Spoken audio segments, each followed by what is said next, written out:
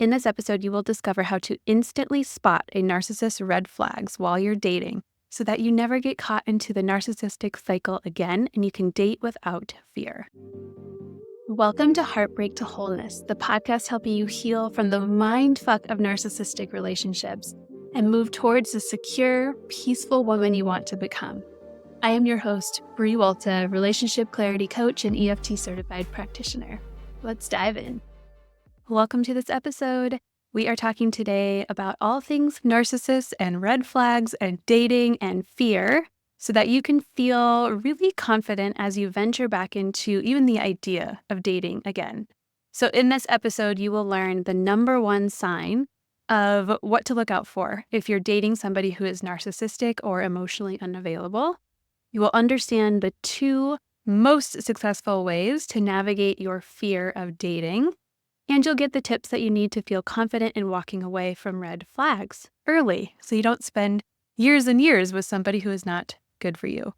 This conversation is amazing. I speak with a woman named Angela Davis. She's a therapist, and she works specifically with women who are wanting to date again after these narcissistic relationships and are really feeling paralyzed by the fear.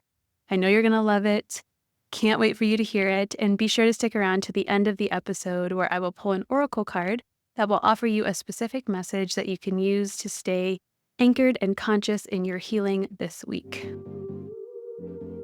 Welcome to the show, Angela. I'm so happy to have you here. Thank you, Bree. It's great to be here this morning. Yes. I was just scrolling through Instagram. I don't know how we got connected. Someone liked someone's post or shared something.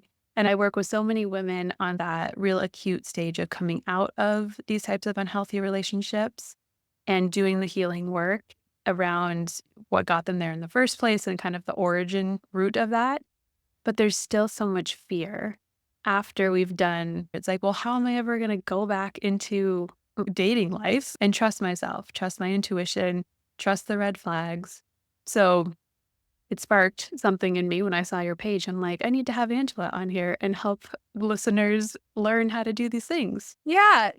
I think when you said learning to trust yourself, that's so big because when we come out of these relationships, there's this hunger for knowledge. Like, I remember the first time my therapist got out her DSM and opened it up to narcissistic personality disorder. And I had that aha moment and had all those feelings. I think a lot of times we don't acknowledge, all we see is the anger, but we don't acknowledge that there's this sadness and disappointment. All this hope that we held out for this person is gone. You have all this knowledge, but then you have this history of how you actually behave and it doesn't quite match up. And so learning to trust yourself and how did I miss this? There's that period of time that knowledge is really necessary to delve into it and find out more of what happened. It's super validating to understand what you went through. Yeah, absolutely. The way that I have organized my coaching programs include things that I didn't have right off the bat because I got really stuck in that absorption of information. I'm like, I just need to learn all about narcissism and learn about heartbreak and betrayal, and then I'll be fine. I'll be better. I'll be healed. Which in reality, we have to learn it, and then we have to feel our way through it. That second component is huge and is something I focus on a lot with my clients because we aren't taught how to feel those feelings in a safe way as we're regulating our nervous system. That's the way to healing. Gathering the information is always step one. We have to know what we're working with. We have to have clarity around that to dive deeper into what am I feeling? Where did this come from in my childhood? Where is this familiar? So it's a both and thing. One is not better than the other. And a couple of things come to mind. I think being in one of these relationships, you don't always notice at first what's happening to your inner knowing, but it starts to be focused outside of you. So you walk into the room with this person and suddenly there's a shift in your body that's oriented towards what they want, what they need. How can I protect myself by changing their mood? That sort of thing. So you learn how to turn off what's inside of you. And the other part of that is that in order to fully have your feelings, you need the thinking part. You need to be able to name what is happening for you. But then there's a body activation that we often learn to ignore. Even going through our day in a normal situation, a lot of times we have to put those feelings and those body sensations somewhere else so that we can handle our lives. But when you are processing pain, it's really important to feel those sensations inside your body that come up as a result of the grief or the sadness or the anger. Yeah, absolutely. Well, if you are walking into a room in hypervigilance, you're aware, you're scanning, you're making sure that you are safe. There's not time for assessing how you feel about the situation because you're in a survival state, a very activated state. And when we live in that for weeks, months, years with people, that's a very unhealthy activation of our nervous system. So we have to find some regulation in order to find safety in the body, in order for the body to be like, okay, it's all right to explore now. We're safe enough to do some exploration. But to come out of these relationships, there's a period of time where we have to get used to what it's like to not be on full alert all of the time, which can feel really foreign if that's become our familiar place. Definitely. And I think part of that is going through that intellectualization phase of like seeking all the knowledge and stuff is in a sense a way for your nervous system to rest because you've been going through so much for so long. It just takes time to reorder things and get it all back together. Yeah. But with the message that there is hope that your intuition can come back online when you're not in such a survival state. I think that's the Yeah. takeaway from that piece there. So let's talk a little bit about what narcissism is. And when you're starting to date someone, what are some signs that listeners can look for to be like, that's not feeling right or that's a red flag? Well, I'm a big fan of knowing yourself first because a lot of times you can have lists of all the red flags and you can walk right into that and completely ignore it. There's a million memes on the internet about how completely rational, logical, intelligent women will ignore all those red flags. So again, it's important to have this knowledge, but you have to put it into practice. And one of the ways that I encourage people to put that into practice is to tune in, to get really good at tuning in to what is happening in your body. Even if there's a conversation that feels off, instead of suppressing your thoughts or feelings about it, say something to somebody or just noticing. I know that there's a lot of kind of cliche behaviors that are put out there for narcissists, like they don't tip the waiter or they can be rude to the service staff. I think it can be a lot more subtle than that, especially since there are different types of narcissists, right? So yeah. Being able to check in with how you feel. Do you like this person? Is this person somebody that you can respect and admire and emulate? Do they have compassion? Do they have basic empathy skills? Some narcissists, not all, will love bomb. And of course, I don't think there is a planet on which love bombing does not feel good to somebody. And I think sometimes it's okay to ride that wave and maybe sit back and enjoy what you can, but do not get your heart attached to that until you have really been able to see, how does this person deal with anger? How do they support you emotionally or financially or otherwise? What kind of friend can they be? The other thing about love bombing is that covert narcissists. I think this is really hard to see. Covert narcissists do not buy the flowers. They don't take you on trips. They don't give you all the compliments and shower you with praise and affection. They are the quieter ones that their love bombing is they seem to have suppressed for years and then finally they're able to open up to you. those glimpses of vulnerability where you sense that this person is just in such pain and is so vulnerable and tender all the time that they really don't tell anybody else. And that makes you feel special, like, oh, they will tell me. So it's kind of a twisted way of love bombing. I love that advice of paying attention to how you feel, because especially if you've been in these types of relationships before, you have a little bit of a blueprint in your body of like, what does it feel like when somebody's actions aren't meeting their words? Or what does it feel like when you walk into a room and there's this underlying anxiety and you have to walk on eggshells, but they're smiling at you? What does it feel like when they're blatantly twisting a conversation when you know your reality to be one way? So we have this knowing in our body, and we have to just tune into that part. We have to give ourselves space and have a space separate from the relationship where we can decompress the nervous system completely. So my advice to women in that the beginning stage of love bombing feels good, and it can feel similar to the beginning of a normal relationship when you're just kind of all about each other and spending a lot of time together. But if it's feeling like too much too soon, that's a very specific feeling that we have in our body.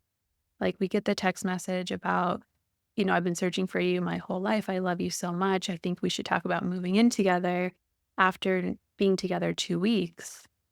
There's a part of us that's like, whoa, that feels good to receive, but like, whoa, on some level. So paying attention just to what are your initial reactions. And if there's any part of you that's questioning something, there's information there.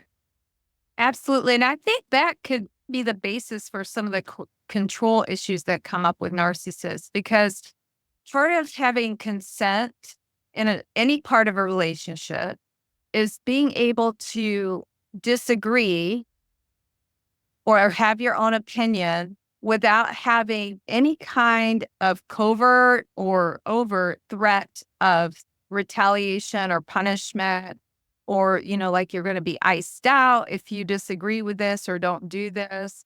If you even have any kind of tone or sense that that is a dynamic that's being set up for you, then you don't have consent in the relationship. You don't have an equal partnership that is starting to develop.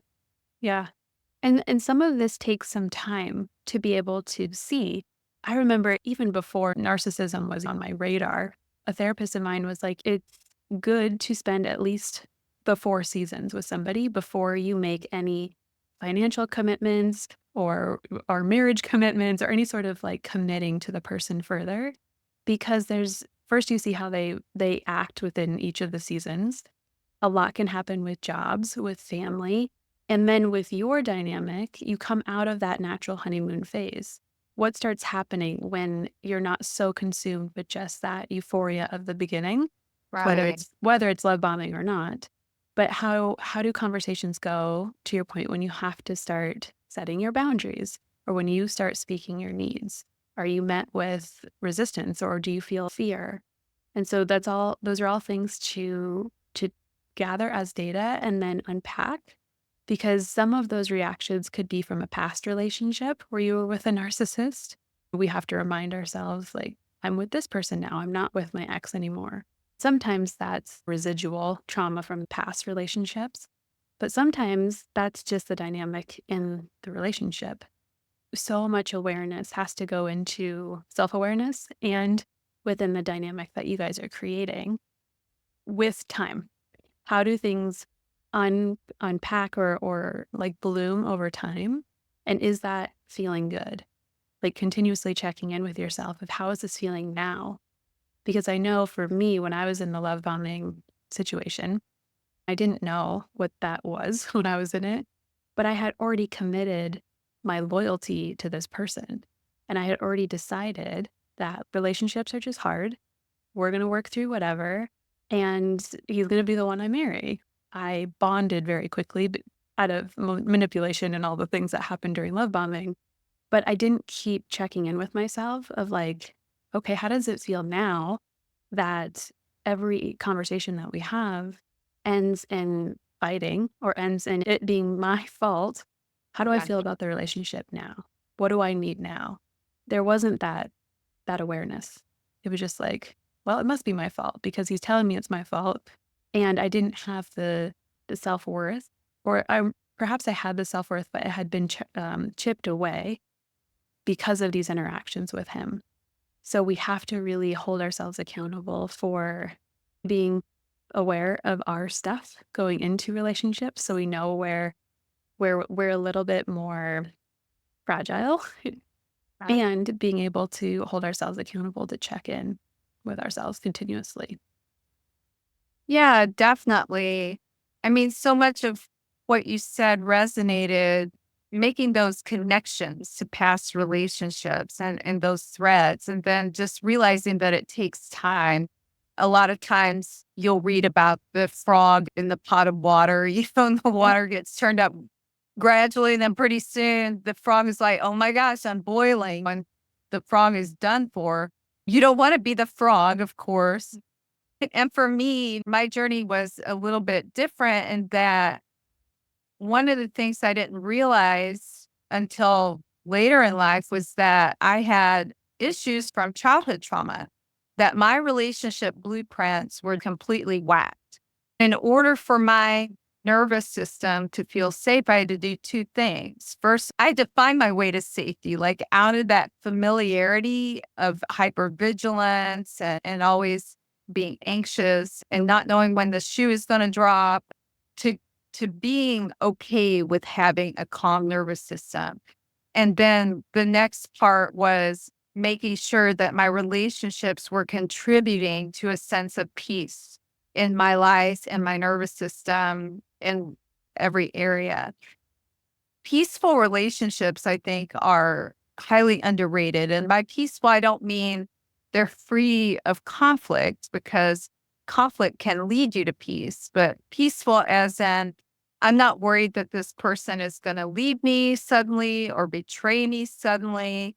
I believe that I can trust them and they have my back. I have their back, that sort of thing. So, Yeah, I talk about the difference between healthy relationships and unhealthy or toxic relationships as being on a continuum, like most things. But a healthy relationship is where the baseline of the time, most of the time, you feel safe. There's good communication. You can trust that person. You feel secure, right? And then you have moments of conflict. You have moments of confusion, but the baseline is safety and security right. versus an unhealthy relationship where the baseline is hopelessness, confusion, anxiety. That's the baseline. And then you have moments of feeling loved. You have moments of connection. So identifying for yourself, like, where am I spending the most time? Which energy am I in the majority of the time? Because one leads to a regulated nervous system and one does not. So when we are in relationship, the goal is not to be perfect all the time or not to have any conflict. The goal is to have conflict, have disagreement, and then come back into safety. It's that rupture and repair cycle. And similar with our own nervous system, right? We get activated and then we can come back into neutral. And that's the way our nervous system is designed. It's not designed to stay on all of the time. We just need to get better at recognizing when we are in situations with people where we feel like we have to go into protect mode or go into fawn mode to survive. Absolutely. And so unpacking all of those things that we've done to be in survival, I know for me, part of healing has been just not knowing what it was like to be out of that or what it Mm. felt like or looked like. And that's where I needed help from therapists and coaches to help me see that there's another way to do this. You don't have to live in that state all the time, that there is a peaceful baseline that you can come to. There's a resolution. I think one of the reasons you live in hypervigilance and anxiety and keep repeating these cycles is because you're used to not having a resolution. You start to adopt these beliefs about yourself once you've had so many experiences like this, that are the same, you get used to not having a sense of resolution, which will give you the belief that you're flawed, you're not good enough, you're not worthy of love. Like you were talking about chipping away at your self esteem, those are going to take away your self esteem completely. The realization that wait a minute, I am worthy. I do have something to contribute to this world. I don't deserve to be treated like this. I can say no to this. I can move on and find another way. I don't have to live like this. Yeah. And that takes a lot of mindfulness and healing around our own how we're treating ourselves. What is that relationship like with ourselves? Do we really believe deep down that we don't deserve love because of something from our childhood or because it's been told to us several times in our adulthood?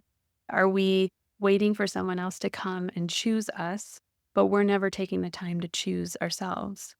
A lot of these relationships can mirror the parts in ourselves that we are avoiding or the parts that we haven't yet identified or healed. Because if I'm coming into a relationship with the solid belief that I deserve respect and honesty, I'm not going to stick around if somebody is lying or cheating, right? There's Right. not gonna be a second chance. There's not gonna be a, "Oh, I feel bad for you because you're so stressed at work," or whatever the That's excuse is. It's like, "No, no, I respect myself enough to hold this as a non-negotiable." So that confidence work has to happen in order for us to even speak a boundary in the first place. Because if we don't believe that we deserve that, or if we believe that we're just here to serve everybody else, or we have to do that in order to not rock the boat, then that's the behavior we're going to have in the relationship. right. Absolutely. In those situations, we're actually playing a role. It might be a role that we learned in childhood. It might be a role that we learned from one of these relationships that we adopted to stay safe. And what ends up happening is that we're actually stunting our emotional growth. When we claim our worthiness and our ability to show up in the world as who we are without fear of recrimination, we are gaining maturity. And once we have that emotional maturity, we grow confidence in ourselves that we're able to handle whatever comes our way. We can handle letting go of somebody that we really liked, but is truly disappointing us. We can handle having those hard conversations with someone and kind of testing them to see when you bring a need or a feeling or a desire, are they going to leave? And if they do, you can handle that because you deserve somebody that is going to talk through adult things with you. Yeah. You know that you're growing when you are doing things that feel really unfamiliar and Right. really uncomfortable.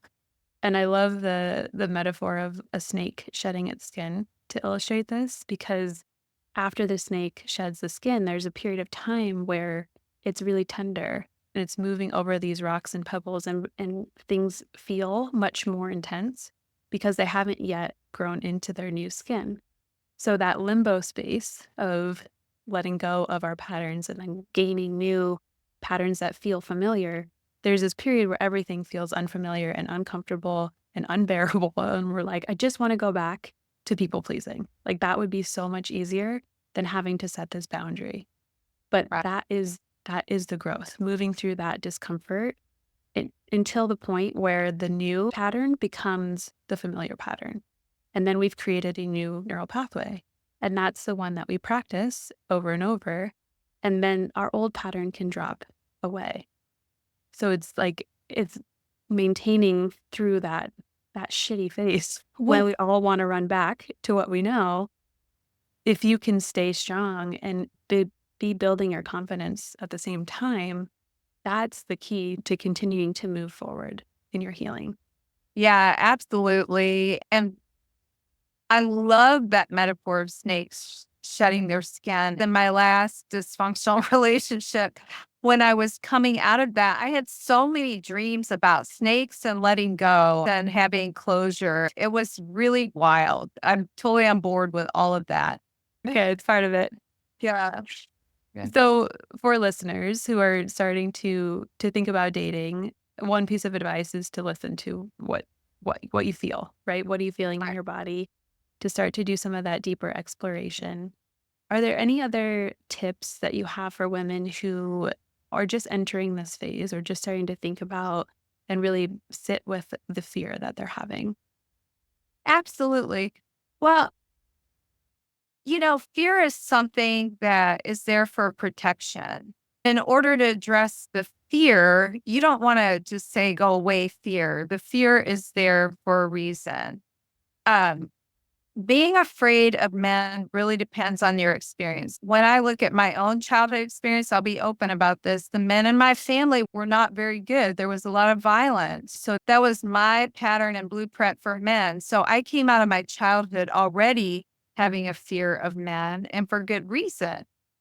However, I also had this part of me that wanted to connect with men, that really loved men, that kept finding these men that were creative, sensitive souls. And I just loved that. And it was really healing for me to meet men who were gentle and tender and who held to the same standards of love and that in my ideal heart. I still had trouble with the other guys, but Yeah. that's our journey, right? A big thing for me is to be able to forgive myself for those choices that I made and that person, because I think everything serves you. Even the negative experiences serve you because you're teaching yourself how to come out of that negative experience without carrying a boatload of shame, with learning to forgive yourself and with learning the lesson that you needed to learn. So that's one piece of advice is really do that work to connect the threads of the past with the present, and then, forgiving yourself for the past choices that you made. The next thing is a lot of times these relationships and negative experiences take away our ability to imagine the goodness that can happen to us.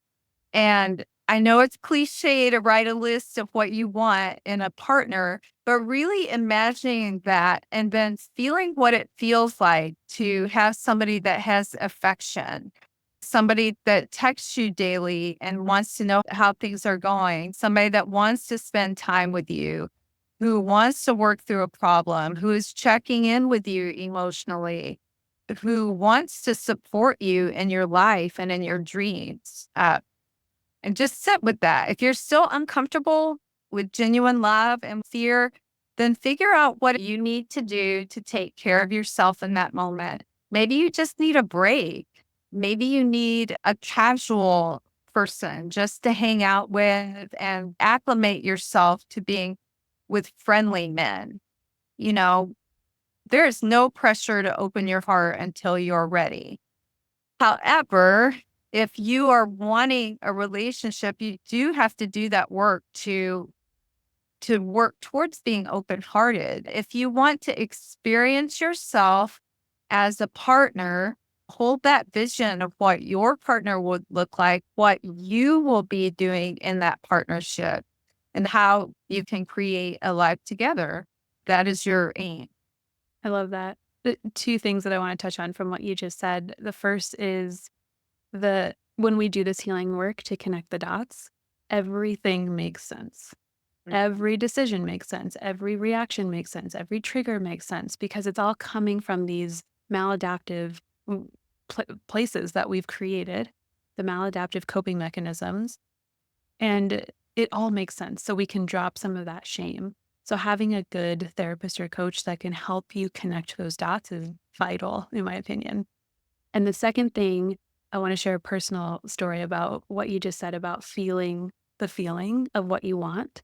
Coming out of my last toxic relationship, when I was starting to think about, like, I kind of want to get on the app, maybe I'm ready to date, and was still a little bit scared of what that meant or who would come in or what they would be like or all the things. I made a list for sure of like what I wanted in a relationship, what were my non-negotiables. But then early in the morning, right when my alarm would go off, I would lay with myself for like another 5 minutes and I would lay on my side and I would imagine being cuddled by really warm, safe energy. And in my mind, it was like source energy, higher self energy, or future partner energy. I don't know what energy it was, but it let me tap into that real felt sense of what that would be like to roll over and be able to be held in like genuinity. I don't think that's a word. Held genuinely by someone else and feel that love because I had been so starved of that for like almost 5 years in that relationship. I needed to remind myself what that could feel like. With my now partner, that's a big part of our dynamic, that physical connection, the cuddling, the safety we can find, the co-regulation that we can find with touch. And I'm like, I don't know, manifesting it, calling it in whatever you want to call it, like it came to be in a way that I never had experienced or thought possible with a man based on my past experiences. Oh, that's so beautiful. So that visualizing worked for you Yeah. because you changed your familiar, what was familiar to you. Right. Tapping into the Beautiful. feeling is different than just reading the list. We need the list to have awareness around things that we're thinking and feeling, but then we also need to feel what that experience is like. And that is, in my opinion, that energetic shift that helps us then be able to call that in and receive it. Because if I haven't practiced what it's like to be held in that way, I might freak out if that's the type of person that I attracted and they want to be very cuddling and very giving, but I'm used to being the giver and I don't know how to receive. So I'm going to push that away. Right. So that's part of the self work of how can you show yourself that joy and that pleasure and open that receptivity for that to come in. Yeah, absolutely. Giving can be a protection too. Yeah. A lot of time it's that fawning Yeah. person that we become like, Yeah. oh, if I'm not giving, then I'm going to be punished somehow. That fear of punishment. Yeah. Yeah. Yeah. Which the people pleasing can stem far back into our childhood, right? And we're just Oh, big time. replaying. We have that repetitive compulsion, trying to heal past wounds with our current attachment figures. There's so much psychology around all of this and why we do what we do. And I know for me, knowing that there's a reason was so tremendous in me, again, dropping that shame and being able to see, oh, this is a part of me that was That's really wounded when I was 4. Of course, I'm acting like that in relationships because she's stuck in that belief. So, like, the importance of having a safe space holder is massive. That's how we heal each other. We need somebody. If we have had an absence of a wise, compassionate witness in our life, whether our parent let us down or past friends or lovers let us down, it's so healing when you get somebody who can sit with your pain like that and say, yeah, it's understandable that you acted this way. Pain will change you. When you're in emotional pain with somebody who is not well emotionally, it will change you. You become a different person. And luckily, a lot of us are really wanting to change that and not be that person again. No. Yeah. Yeah. That's something I really want listeners to hold on to and take away is that this is all just learning something new. You're Right. learning how to communicate. You're learning how to show yourself love. You're learning how to lean into the feeling of being held and receiving. And we're just learning something new because we've been practicing something else for a really long time. So give yourself that ramp period of like, again, that really uncomfortable. I don't know how to do this yet. This feels unfamiliar. And then it will become something that you know how to do. And then it will become your new familiar. But that practice part is so important to give yourself compassion during that phase and all the phases. Absolutely. And practice is so important. I think a lot of times people think that the insight is the work, we get stuck there and like, oh, I'm so insightful. Okay, but what are you doing with this insight? Yeah. You have to put it into practice so that Yeah. you don't remain disconnected because that Yeah. having that insight, that's an intellectual thing. But your heart is over here still doing whatever. Yeah. Oh, It's yeah. not supposed to be doing like a runaway child, Yep. you want to. You want to bring the wise parent and the runaway child together Yes. so that they can make these new choices and create new habits around relationships. Because I believe very strongly that our relationships are a healing force for the world. When we are entering into that connection and those cycles of rupture and repair and the acceptance and joy that we can have and delight in each other, accepting each other's differences and celebrating them, that's a beautiful place to be. Yeah. Yeah. I can really resonate with that feeling of like, well, I'm going to therapy. Why is nothing changing? Because you're not doing anything in between the sessions. Works right. But I was like, I am nailing therapy. Like, I'm so good in Oh, session. I'm so good at analyzing, at understanding, but I was never taking it to the feeling place. So I was yeah. staying stuck in that for a really long time. I have so much compassion for people who are in that same place of like, I'm nailing therapy, but it's not working. Yeah. Yeah.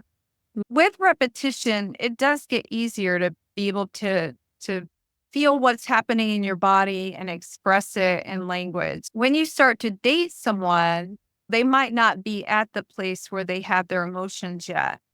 That's definitely something to look out for. And you can do little tests with people to see where they are in that experience. Somebody who is dysfunctional will not have their emotions, will have no interest in having their emotions, will want to have nothing to do with your emotions. Okay. So they are off the table. You do not want to go any farther with that person.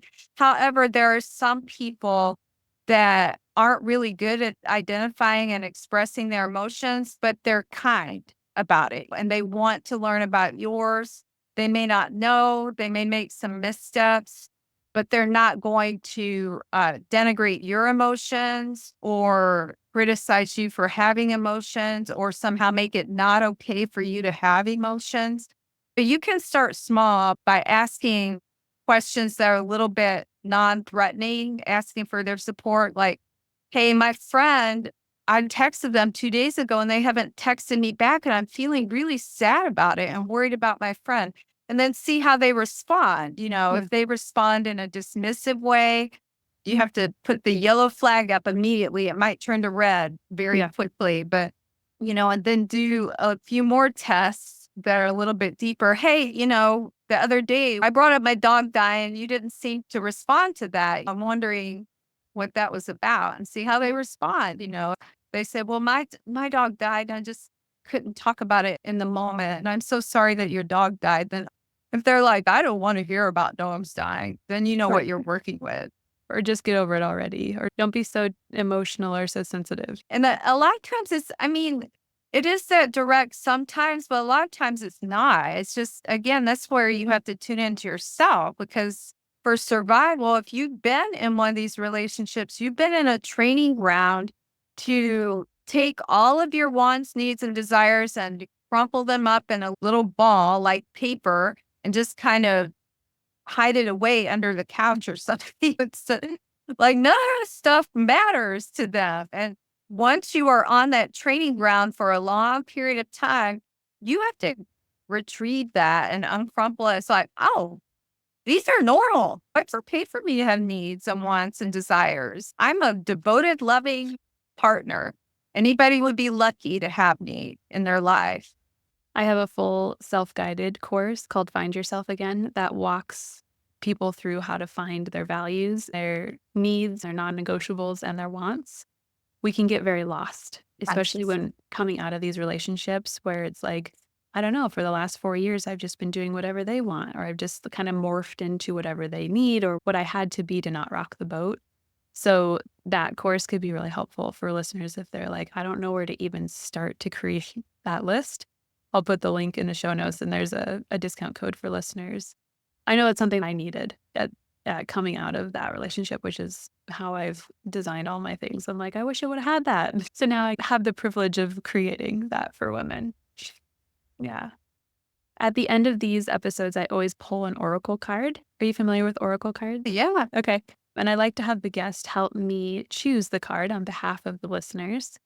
So if you're open to it, I'd love for you to just take a moment and close your eyes. We're just going to tune into the deck, into the energy of the deck. and just asking, what is the message that the listeners need to hear today? I'm starting to shuffle. So whenever you feel like the shuffle is complete, let me know when to stop. Okay, go ahead and stop. Hindsight. It's a picture of a person with an eye on the back of their neck. I'm going to find the message here in the book and then I will read it. Take a deep breath. Breathe it into your back body. What is it seeing? This is hindsight. It comes to you as a perspective shift to remind you that what is behind you is as important as what is in front of you. A message from the divine, seer of past, present, and future, reminds you that there is much to learn from the past, lessons to be embraced and celebrated, a treasured trove of knowledge and experience to inform your next steps. You choose what you take and what you leave behind, while always honoring what was. Hindsight also requires you to be thoughtful and aware of what you are leaving in your wake. Is or was your impact what you intended it to be? In every moment, the decisions you make have forwards and backwards consequences. Hindsight encourages you to gaze gently on the past, for you cannot change it. Yet it reminds you that the awareness in back of you matters just as much as the awareness in front of you. Wow. Isn't that Oh my wild? God, Bree, you cannot, I mean, that's the spirit world working right there. I Yeah. mean, that's what we just talked about. I never pre-pull these cards. I had a vague idea of what we were going to talk about today, but we always take tangents that I never anticipate. Yeah. So it's really cool to bring in the oracle cards to this work and into healing work too, for women to be able to pull a card every morning and have a message come through. I know that was really helpful in my journey. Yeah, completely. Well, Angela, this is so cool. Thank you for coming. Thank you for giving us your time. Where can people find you if they want to learn more about what you're doing? Follow Dating Through the DSM on Instagram for now. I'm constructing a website. I just got my licensure to be a licensed clinical social worker. I have been working as a therapist for 2 years and have been doing healing work for far longer than that and myself. Yeah. Just stay tuned. Things are coming. Instagram for now. Or are you on TikTok also? Or is it mostly Instagram? Yeah. I'm Okay. on TikTok also, Dating Through the DSM. Cool. Awesome. Well, I'll be sure to put that in the show notes so people can reference back. And just thank you. Thank you for your wisdom, your expertise, your knowledge. I know these episodes touch many more people than we'll ever know. So you can rest in that something you said today will spark something in someone somewhere. Well, thank you. I appreciate the opportunity to learn from you as well, Bree. You do wonderful work out there. So Thank you. Angela and I covered a lot of ground today, so let's do a quickie little recap so that you can really let this information soak into your mind and body and soul. You learned today how to recognize the number one sign that you're dating someone who is narcissistic, how to tune into your body, use your past experience to learn to trust your spidey senses of what feels off and trusting what feels off. Number one sign is internal. It's not an external red flag. From this episode, you also better understand those two most successful ways that you can navigate your fear of dating. If you're really feeling like paralyzed, you're looking at the dating pool and you're like, I don't know how to swim. I can't get in there. I'll drown. We really want you to focus on finding the lesson in the past experience. That's number one.